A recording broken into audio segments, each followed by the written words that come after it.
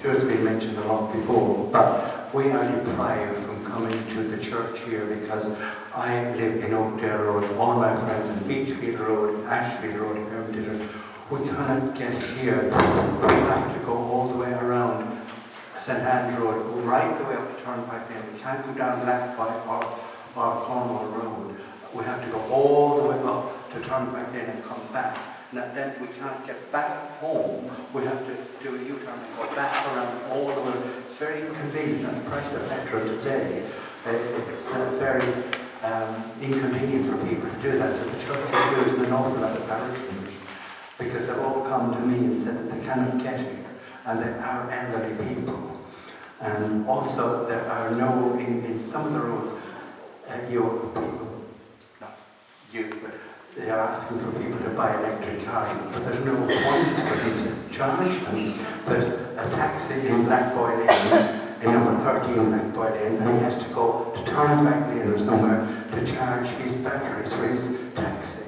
And he cannot get to Langham Road. There's two of the roads he used to go to, and if he goes in there, he'll get a ticket. If he comes back, he'll get another ticket.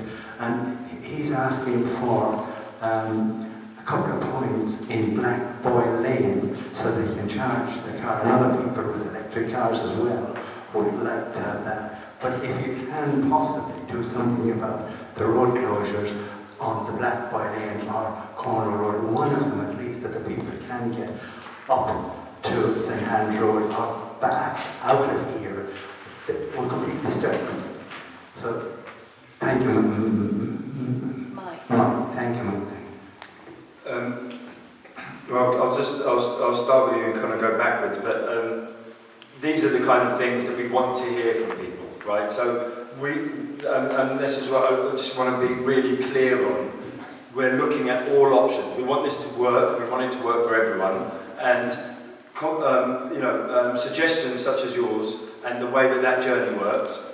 Well, that's something that we can then consider and look at whether that would work, right? So that's number one. Number two, as Seema says, we're, in terms of who can get an exemption to be able to go through filters is also up for discussion and up, that's part of the consultation. So, for instance, I know a lot of people have said, can we have residents exemptions to go through? So local residents, if you're registered, your car is registered in the borough, that's something that we'll take absolutely seriously. The really, really important point, obviously, about women's safety. And I think, there are two things. There's the reality and the perception, and actually both are extremely important.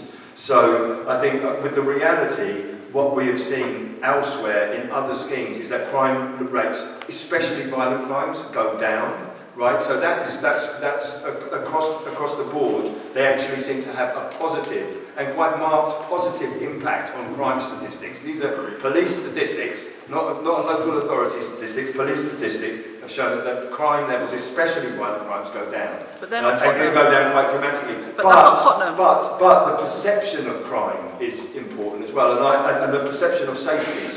And I think that is something that we have to have a very, very careful and urgent look at. I think if these work in almost every way, but people are still feeling unsafe, then we need to deal with that perception of safety. And I think you're absolutely right. Lighting and being maybe quite creative with lighting to make it into something so those roads are inviting to go down for people to walk but to feel safe. I think is absolutely That road's got two parts, one on either side. So if I'm walking down, you're walking down two park entrances on either that are open, so dark. And the W4 bus used to stop near my road, and that bus stop's been taken away now. So if I'm coming on the bus, I have to then walk down. I have to go further up and walk down the road, past the two parks, in the dark, unnecessarily, because it used to stop near my house. I don't know why that bus stop got taken away. Things like that. They're things that can be put into place to make you feel safer. Can I just say that I know what bus stop we're talking about. It wasn't really a bus stop, was it? It's everyone knew that everyone stopped there. The drop-off point. On the roundabout. No, on the corner of Ben Denison. Yeah. But I don't know, just one day I used it. It just stopped. So what was actually stopped on a roundabout which wasn't safe, so TfL made us put actual bus stops. Yeah, but it did used to stop on a dodgy roundabout. Jim, I just want to take one of your other points, and Father Joe's walked out, and every time I ask Father Joe for someone's name, he comes back and tells me they're called Jim. He is Jim. Is he Jim? And he's Jim? Yes. They're all Jims. Okay, if you don't say your name, I'm going to just assume you're called Jim.